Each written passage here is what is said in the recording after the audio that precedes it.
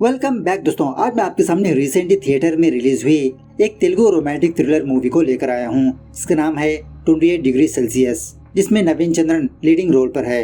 Actually इस movie को देखने की वजह इस मूवी के डायरेक्टर भाई साहब है। इस मूवी के डायरेक्टर और कोई नहीं, पोलिमेरा 1-2 के डायरेक्टर है और इसी तरह पोलिमेरा 3 भी आने वाली है। ये मूवी कब का रिलीज हो जाना चाहिए था, लास्ट ईयर ही, लेकिन कुछ कारणों की वजह से इस साल रिलीज हुई। अब मूवी के बारे में बात करें तो कॉन्सेप्ट थोड़ा डिफरेंट है, एक बार जरूर देख सकते हैं। स्टार्टिंग में लव स्टोरी चलती है, उसके बाद थोड़े थ्रिलिंग इवेंट्स देखने को मिलते हैं। And sorry for the bad video quality. तो अब चलिए फटाफट से वीडियो को स्टार्ट कर लेते हैं। उससे पहले लुटा दो प्यार, फॉलो ऑन इंस्टाग्राम। कहानी शुरुआत में मूवी के हीरो कार्तिक को दिखाया जाता है, जो फिलहाल किसी चेयर से बंधा होता है। जब कार्तिक अपने हाथों को ओपन करके आगे बढ़ता है तो अपोजिट वाला बंदा इसके पेट में स्टैब कर देता है। कल सुबह होने के बाद पुलिस वाले कार्तिक के घर पर आकर कार्तिक को हॉस्पिटल पर ले जाने लगते हैं। एक पुलिस वाला सारे घर की चेकिंग करने लगता है तो किसी कमरे में इसकी डायरी नजर आती है कार्तिक की। सो ये पुलिस वाला कार्तिक की डायरी पढ़ना स्टार्ट करता है। इस तरह से सीन थोड़ा फ्लैशबैक में जाने लगता है 2013, जहाँ पर मूवी की हीरोइन अंजलि को दिखाया जाता है, जो एक मेडिकल स्टूडेंट होती है। फिलहाल किसी बस स्टॉप पर बस का इंतजार करती रहती है अपनी कॉलेज पर जाने के लिए।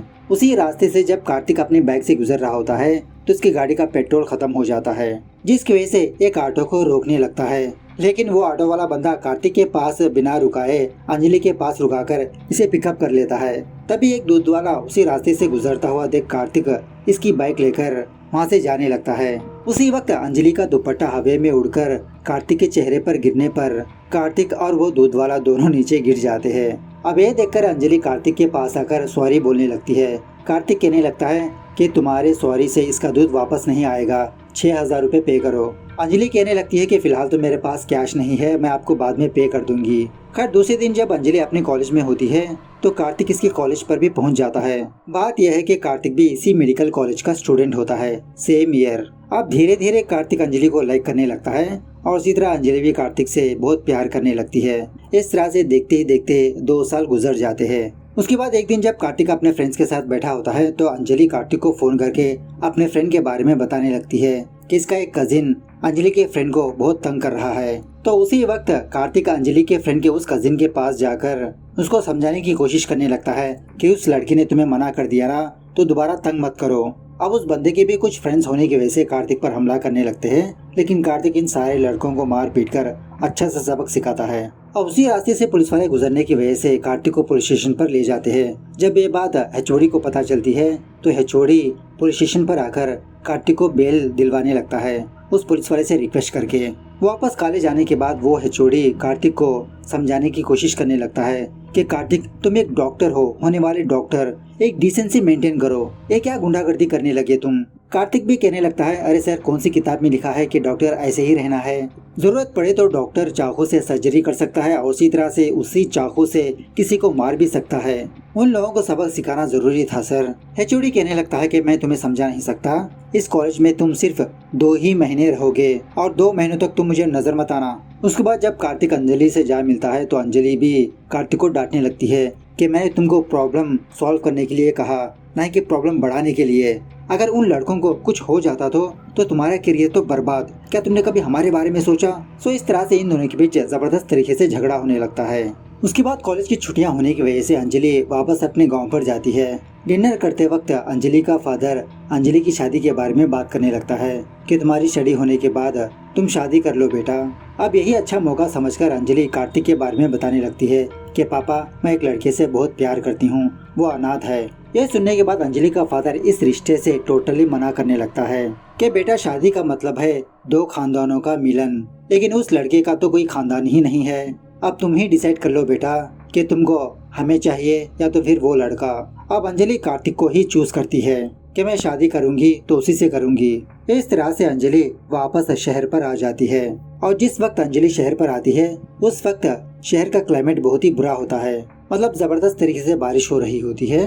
अपने फ्लैट पर आने के बाद अंजलि अपने माँ बाप की बातें और उसी तरह से कार्तिक की बातें याद करने लगती है, मतलब इसके दिमाग में थोड़ा कंफ्यूजन सा रह जाता है। उसी वक्त अंजलि को जबरदस्त फिट्स आकर ये बेहोश गिर जाती है।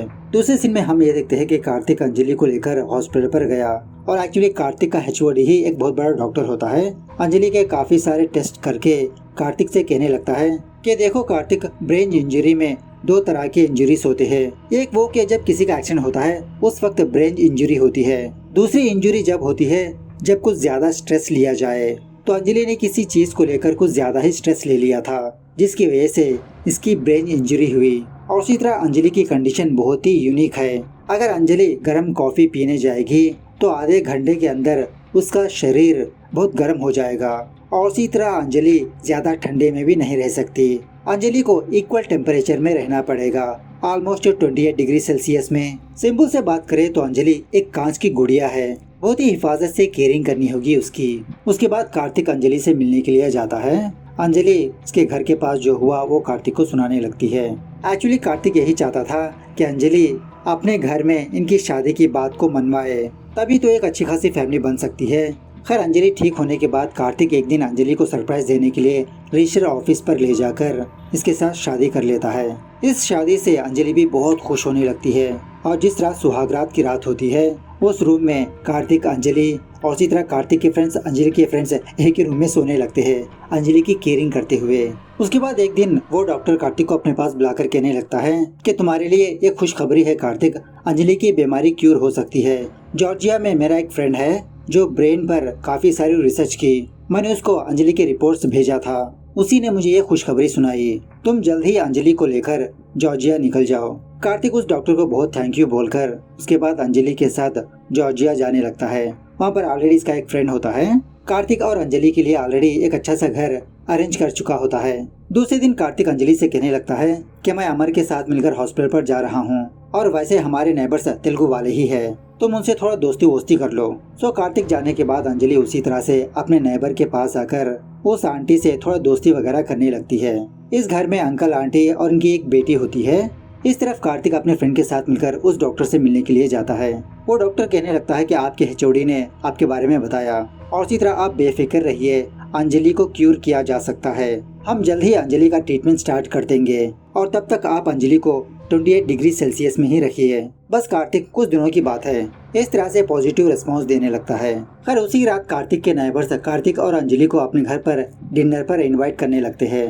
काफी सारी बातें शातें होने लगती है। जब कार्तिक और अंजलि वापस अपने घर पर आते हैं तो अंजलि कार्तिक से कहने लगती है, अरे कार्तिक, जब मैंने उस आंटी से कहा कि हम बगल वाले घर में रुके हैं तो वो आंटी शॉक में हो गई। क्यों चौंक गई वो आंटी? कार्तिक अंजलि को डांटने लगता है, अरे अंजलि, तुम छोटी सी छोटी बातों पर ओवर थिंकिंग करती रहती हो, ऐसा कुछ भी नहीं हुआ होगा और डॉक्टर ने कहा कि तुम ज्यादा मत सोचो और वैसे भी कल टेस्टों के लिए जाना है, तुम फटाफट से सो जाओ। इस तरह से अंजलि को सुला देता है। दूसरे दिन कार्तिक और अंजलि हॉस्पिटल पर जाने पर अंजलि के काफी सारे टेस्ट होने लगते हैं। उसके बाद वो डॉक्टर कार्तिक और अंजलि के पास आकर कहने लगता है कि अंजलि के रिपोर्ट्स मैंने देखा, सब कुछ पॉजिटिव है and the good news is such में अंजलि क्यूर हो सकती है। कुछ दिनों के बाद हम अंजलि का ट्रीटमेंट स्टार्ट कर देंगे और भी कुछ चीजें बाकी है और वैसे भी तुम दोनों डॉक्टर्स ही हो ना, जब तक अंजलि का ट्रीटमेंट नहीं होता क्यों ना तुम दोनों इसी हॉस्पिटल में काम करो। जब इंडिया वापस चले जाओगे तो अपना अपना क्लिनिक ओपन कर लो।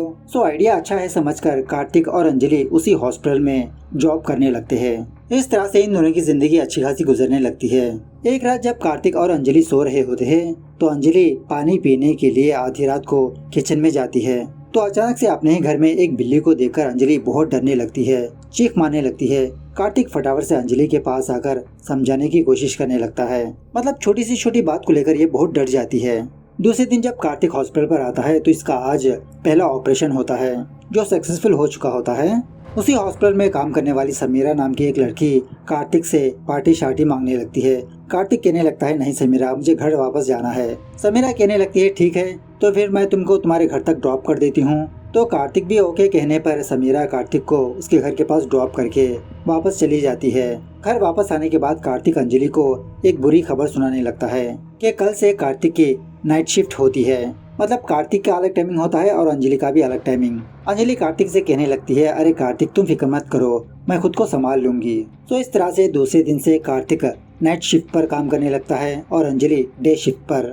थोड़ी दूरियां बढ़ जाती है लेकिन फिर भी ये दोनों बहुत ही खुश होते हैं। एक वीकेंड पर जब अंजलि खाना प्रिपेयर कर रही होती है, एक टमाटर बहुत ही कूल होने की वजह से अंजलि को कुछ होने लगता है।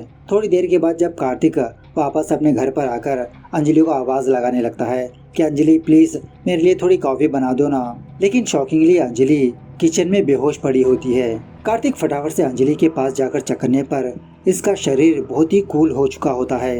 अब पता नहीं ये फिल्मों में क्या चक्कर है, जब भी हीरोइन को ठंड लगने लगती है हीरो अपना शर्ट खोलकर उसको अपने जिस्म की गर्माहट देने लगता है। वही सीन यहाँ पर भी चलता है और उसी गर्माहट के चक्कर में ये दोनों भी थोड़ा गर्म होने लगते हैं। उसके बाद एक दिन कार्तिक के वो दो फ्रेंड्स भी एग्जाम्स में पास होकर कार्तिक के पास चले आते हैं। कार्तिक तो शॉक में रह जाता है, अरे तुम दोनों एग्जाम्स में कैसे पास हो गए। उसके बाद अपने ही हॉस्पिटल में छोटी मोटी जॉब दिलवा देता है। एक रात कार्तिक अंजलि को फोन करके कहने लगता है कि अंजलि रिसेंटली क्रैनियोफेगस ट्विंस का केस आया है, ऑपरेशन करने में 13 घंटे लग जाएंगे और उस ऑपरेशन में मैं भी इन्वॉल्व होने वाला हूँ। अंजलि कहने लगती है कि कार्तिक तुम मेरी चिंता छोड़कर ऑपरेशन पर फोकस करो, आप नहीं मेहनत करेंगे तो कब करेंगे। इस तरह से कार्तिक को खुद हौसला देने लगती है। यह होने के बाद बड़े बड़े डॉक्टर्स जूनियर डॉक्टर्स को गैदर करके ऑपरेशन के बारे में एक्सप्लेन करने लगते हैं। मतलब दो बच्चों का दिमाग अटैच होता है, उन दोनों बच्चों के सर को जुदा करना होगा। उसके बाद ऑपरेशन होने के बाद यह ऑपरेशन सक्सेसफुल हो जाता है। जब ये बात कार्तिक के फ्रेंड्स को पता चलती है तो इसके फ्रेंड्स कार्तिक को पार्टी शार्टी मांगने लगते हैं। कार्तिक भी ओके कहने लगता है। तभी उस कंट्री का क्लाइमेट थोड़ा बिगड़ने लगता है, मतलब तूफान आने की संभावना होती है। ये देखकर कार्तिक फटाफट से अपने घर पर जाने लगता है। रास्ते के दरमियान में अंजलि को भी फोन करने लगता है, लेकिन अंजलि अपना फोन पिक ही नहीं करती। घर पर जाकर देखने पर अंजलि किसी कोने में बैठी होती है ठंड की वजह से। जब कार्तिक अंजलि को छूता है फटाक से अंजलि नीचे गिर जाती है, मतलब अंजलि कब का मर चुकी होती है लो टेम्परेचर की वजह से। उसके बाद सीन प्रेजेंट डे पर शिफ्ट होता है। वही जो पुलिस वाला कार्तिक की डायरी पढ़ रहा था ना, तो कहानी यही तक ही होती है। उसके बाद सफेद पन्ने होते हैं। बाद में वो पुलिस वाला हॉस्पिटल पर जाकर कार्तिक से आगे की कहानी पूछने लगता है। तो कार्तिक जो हुआ वो सारी बातें उस पुलिस वाले को बताने लगता है। सीन दोबारा थोड़ा फ्लैशबैक में जाने लगता है। थोड़ी देर के बाद जब कार्तिक के फ्रेंड्स कार्तिक के घर पर आते हैं तो ये लोग भी अंजलि की लाश को देखकर शॉक में रह जाते हैं। कार्तिक बेचारा टोटली टूट चुका होता है। उसके बाद कार्तिक के फ्रेंड्स ही अंजलि के अंतिम संस्कार के काम करने लगते हैं और उसी तरह कहीं कार्तिक को कुछ हो ना जाए, कार्तिक के दोनों फ्रेंड्स कार्तिक के साथ ही रहने लगते हैं। इसको चिल करवाने की कोशिश करने लगते हैं, लेकिन इतना आसानी से कोई उस गम से कैसे बाहर आ सकता है। कार्तिक हमेशा दारू पीकर टल्ली रहता, खुद का ख्याल ही नहीं रख पाता। अब कार्तिक की हालत को देखकर कार्तिक को होश में लाकर इसका फ्रेंड हर्षा कार्तिक से कहने लगता है कि देखो कार्तिक, बचपन में ही मेरे फादर की डेथ हो गई थी। उसके बाद मेरी माँ ने ही मुझे पाल पोस कर बड़ा किया। जब मैं स्कूल डेज में था उस वक्त मेरी माँ की तबीयत बहुत ही बिगड़ गई थी। मेरे मामा जी ने मेरी माँ को लेकर काफी सारे हॉस्पिटल्स घूमा, लेकिन नो यूज। उस टाइम तो मैं बच्चा था, मुझे कुछ भी समझ में नहीं आया। एक दिन मुझे ये बात पता चली कि मेरी माँ इस दुनिया से चल बसी, और उसी तरह मेरी माँ हमेशा यही कहा करती थी कि बेटा तुम जरूर डॉक्टर बनो। मेरी माँ के मरने के बाद मैं भी टोटली तुम्हारी तरह टूट चुका था, लेकिन हमेशा मुझे मेरी माँ की वो बात याद आती रही कि बेटा तुम डॉक्टर बनो। इसलिए मैं डॉक्टर बना और इसी बात को निभाते हुए मैं यही समझ रहा हूँ कि मेरी माँ अभी भी मेरे साथ ही है। सो कार्तिक, तुम्हें भी इस सदमे से बाहर निकलना होगा। किसी न किसी रूप में अंजलि हमेशा तुम्हारे साथ रहेगी। अगर तुम खुश रहोगे तो अंजलि भी खुश रहेगी, चाहे वो जहाँ पर भी हो। सो अपने फ्रेंड की बातें सुनने के बाद कार्तिक भी ठान लेता है कि अपनी जिंदगी में आगे बढ़ेगा। अब अपनी सारी जिंदगी अंजलि की यादों से ही गुजार देगा। अंजलि की यादें ही अब इसकी जीने का सहारा है। कार्तिक दोबारा काम पर जाने लगा, अपने काम में बिजी होने लगा। उसके बाद एक रात जब कार्तिक वापस अपने घर पर आता है तो शॉकिंगली कार्तिक को एक स्टिकी नोट्स नजर आती है।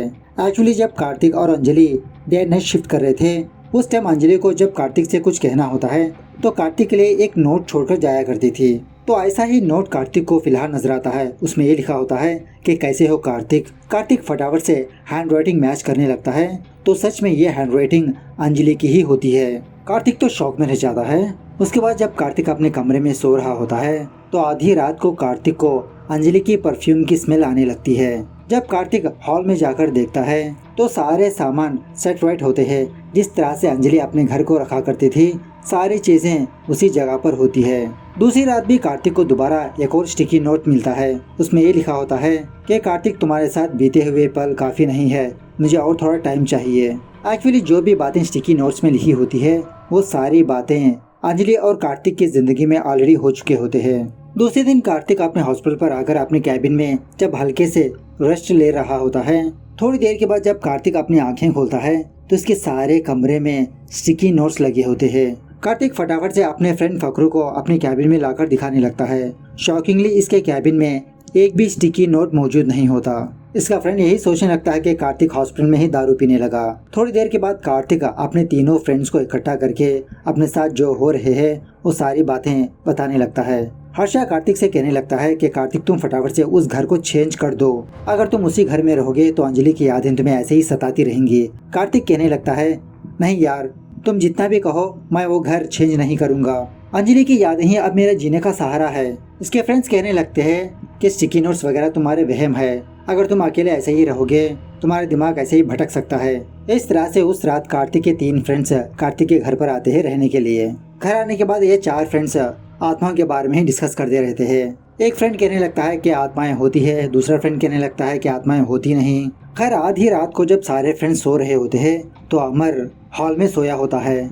इसको कुछ अजीब सी आवाजें सुनाई देने लगती है। फटाक से ये बंदा अपनी नींद से जाकर सारे घर में बस ऐसे ही घूमते रहता है कि आवाज कहाँ से आई। थोड़ी देर के बाद वो बंदा अमर किसी चीज को देखकर जोर से चिल्लाने लगता है। उसके बाद क्या था, दूसरे दिन अमर अपने दोस्तों के पास आकर यही बात कहने लगता है, अरे यार सच में उस घर में अंजलि की आत्मा है, मैंने अपनी आंखों से देखा। उस घर में अंजलि की आत्मा को देखकर मेरी तो मूंछ ही निकल गई। सच में कार्तिक तुम फटाफट से उस घर को खाली कर दो।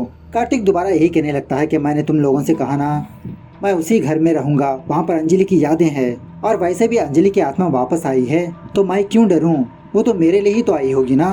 खैर इसी बातों के दरमियान में कार्तिक की वो कलीग समीरा इन लोगों के पास आकर कार्तिक से बस ऐसे ही बात करने लगती है। काम खत्म होने के बाद समीरा कार्तिक को उसके घर के पास ड्रॉप करने पर कार्तिक समीरा को अपने घर में इनवाइट करने लगता है, मतलब कॉफी पर बुलाता है। घर के अंदर आते ही समीरा कहने लगती है कि कार्तिक तुम जाकर बैठ जाओ, मैं अपने हाथों से कॉफी बनाती हूँ। और समीरा को देखकर ऐसा लगता है कि ये कार्तिक पर थोड़ा लट्टू है। उसके बाद जब समीरा किचन में जाकर कॉफी बना रही होती है तो समीरा को ऐसा लगता है कि कोई इसके पीछे है। पलट कर देखने पर इसके पीछे कोई भी मौजूद नहीं होता। और थोड़ी देर के बाद समीरा को ऐसा लगता है कि इसके पास कोई आ चुका है। तभी कार्तिक को समीरा की आवाज सुनाई देती है। फटाफट से जब वो किचन के पास जाता है तो समीरा बेहोश पड़ी होती है। कार्तिक फटाफट से इस समीरा को होश में लाकर पूछने लगता है कि क्या हुआ। समीरा कुछ भी जवाब नहीं देती। कार्तिक से कहने लगती है कि कुछ नहीं हुआ, मैं फिलहाल चलती हूँ। इस तरह से वहाँ से चली जाती है। उसी रात जब कार्तिक हल्के से ड्रिंक कर रहा होता है तो इसकी पड़ोस वाली बच्ची गीता कार्तिक के घर पर आकर कुछ खाना वाना देने लगती है कि माँ ने भेजा। कार्तिक को ड्रिंक करता हुआ देख गीता कहने लगती है, अरे दीदी तो ये ड्रिंक वगैरह को लाइक नहीं करती ना, आपको तो कॉफी पसंद है ना, क्या मैं आपके लिए कॉफी बना दूं? इस तरह से वो टीनेज लड़की गीता किचन में जाकर कार्तिक के लिए कॉफी बनाने लगती है। एक्चुअली जब अंजलि जिंदी थी, जब ये गीता अंजलि के पास भी आ जाया करती थी, सो अंजलि से ही गीता ने कॉफी बनाना सीखा। जब गीता कॉफी बना रही होती है तो गीता के साथ भी वही इंसिडेंट्स पेश आने लगते हैं जो आज सुबह समीरा के साथ हुए थे। मतलब गीता को ऐसा लगता है कि कोई इसके पीछे है, पलटकर देखने पर कोई भी मौजूद नहीं होता। अब जिस तरह से गीता रिएक्ट कर रही होती है, गीता की सारी हरकतें कार्तिक ऑब्जर्व करते रहता है। और तभी सडनली गीता अंजलि की तरह बिहेव करने लगती है। गीता कार्तिक के पास कॉफी लाकर कार्तिक से पूछने लगती है कि कैसे हो कार्तिक। इस तरह से हल्के से टच करने लगती है। तभी कार्तिक जोर से गीता कहकर चिल्लाने पर उसी वक्त गीता बेहोश गिर जाती है। बाद में कार्तिक गीता को होश में लाकर उसके घर भेज देता है कि तुम्हारी माँ बुला रही है। उसके बाद कार्तिक इसी के बारे में सोचने लगता है, क्या सच में उस घर में अंजलि की आत्मा है? अगर है तो मुझसे क्या कहना चाहती है, ये मुझे जानना होगा। समीरा को अंजलि का एहसास हुआ, अमर को अंजलि नजर आई और गीता की बॉडी में अंजलि पोजेस हुई, जिसका मतलब सच में इस घर में अंजलि की आत्मा है और मुझसे कुछ कहना चाहती है। दूसरे दिन कार्तिक अपने घर में एक हिडन कैमरा लगाता है और इसी तरह हॉल के सारे सामान इधर उधर फेंकने लगता है। मतलब अंजलि को सारी चीजें नीट एंड क्लीन होनी चाहिए। दूसरे दिन जब कार्तिक वापस अपने घर पर आता है तो घर के सारे सामान सेटराइट हो चुके होते हैं। ये देखने के बाद कार्तिक उस हिडन कैमरा का वीडियो चेक करने लगता है तो इसको कुछ शॉकिंग बातें पता चलती है। उसके बाद उसी रात वो टीनेज लड़की गीता दोबारा कार्तिक के घर पर आती है कुछ वाटर बॉटल्स लेकर। कार्तिक गीता से दोबारा कहने लगता है, क्या तुम मेरे लिए कॉफी बना दोगी? तो जब गीता किचन में जाकर कॉफी बना रही होती है तो दोबारा गीता के साथ वही इंसिडेंट्स पेश आने लगते हैं। सो देखते ही देखते गीता दोबारा पोजेस होने लगती है। इसके शरीर में अंजलि की आत्मा आती है। अंजलि ही की तरह बात करते हुए कार्तिक से क्लोज होने लगती है। कहने लगती है कि मुझे पता है कार्तिक तुम मुझे बहुत मिस कर रहे हो, अब मैं आ चुकी हूँ ना, हमेशा तुम्हारे पास ही रहूंगी। इस तरह से थोड़ा कार्तिक को सेड्यूस भी करने लगती है। उसी वक्त कार्तिक हिडन कैमरा का वीडियो गीता को दिखाने लगता है। बात यह है कि कार्तिक के घर में जो कुछ भी हो रहा होता है वो सब कुछ गीता ही कर रही होती है। ये वीडियो देखकर गीता शॉक में रह जाती है। मतलब गीता के शरीर में कोई आत्मा वात्मा नहीं होती, ये सब कुछ नाटक होता है इसका। कार्तिक पूछने लगता है कि ये सब कुछ तुमने क्यों किया, क्या तुम मुझे लाइक करते हो, तुम्हारी एज क्या है, मेरी एज क्या है। उसी वक्त गीता कोई रॉड लेकर कार्तिक के सर पे वार कर देती है। उसके बाद हमको कुछ चीजें देखने को मिलती है। जब अंजलि जिंदी थी उस वक्त अपने घर की चाबी अपने पड़ोस वाली आंटी को देकर गई थी। उस वक्त गीता ने कार्तिक के घर की डुप्लीकेट चाबी बनवा ली थी। और जब कार्तिक अपने घर में मौजूद नहीं होता, गीता कार्तिक के घर में आकर इसके सारे कामकाज करती रहती है, वही स्टिकी नोट्स लगाना एक्सेट्रा। गीता ने ऑलरेडी अंजलि की हैंडराइटिंग कॉपी कर चुकी होती है, इसलिए कार्तिक को शक नहीं हुआ। एक और बात यह है कि गीता कोई टीनेज लड़की नहीं होती, इसकी एज तो अंजलि के एज के समान होती है। और एक और शॉकिंग बात यह है कि गीता एक पागल लड़की होती है, सम काइंड ऑफ दिमागी बीमारी होती है इसको। अपने बचपन में ही इसने काफी सारे लोगों को टपका चुकी होती है। उसके बाद जब कार्तिक होश में आता है तो गीता कार्तिक से कहने लगती है, अब बताओ मेरे एज के बारे में क्या बता रहे थे, इतनी भी छोटी बच्ची नहीं हूँ मैं कार्तिक। जब मैंने तुमको पहली बार देखा ना, उसी वक्त मैं तुम्हारे प्यार में फ्लैट हो गई, पागल कर दिया था तुमने। तुम्हें तो अंजलि पसंद है ना, इसीलिए मैं अंजलि की तरह बदलने लगी। सीन थोड़ा फ्लैशबैक में जाने लगता है। जिस दिन अंजलि मरी थी उस दिन गीता अंजलि के घर पर आकर इसके काम में हाथ बटाने लगी। और उस वक्त थोड़ा वेदर खराब था ना, अंजलि को कुछ ज्यादा ठंड होने लगती है। गीता से कहने लगती है कि गीता प्लीज वो दरवाजा बंद कर दो ना। लेकिन वो गीता दरवाजा बंद करके कमरे का एसी बहुत ही कम करने लगती है। बाद में दरवाजा बंद करके गीता अपने घर वापस चली जाती है। बाहर का और उसी तरह से अंदर का वेदर कूल होने की वजह से अंजलि फ्रीज होने लगती है। इसी हालत में कार्तिक को फोन करने के लिए अपना फोन को ढूंढने लगती है, लेकिन गीता ने इसका फोन कहीं पर छुपा चुकी होती है। बेचारी मर जाती है अंजलि। गीता के मुंह से ये सारी चीजें सुनने के बाद कार्तिक को बहुत गुस्सा आने लगता है। जब अपने हाथ ओपन करके गीता के सामने आगे बढ़ता है तो गीता कार्तिक को स्टैब कर देती है।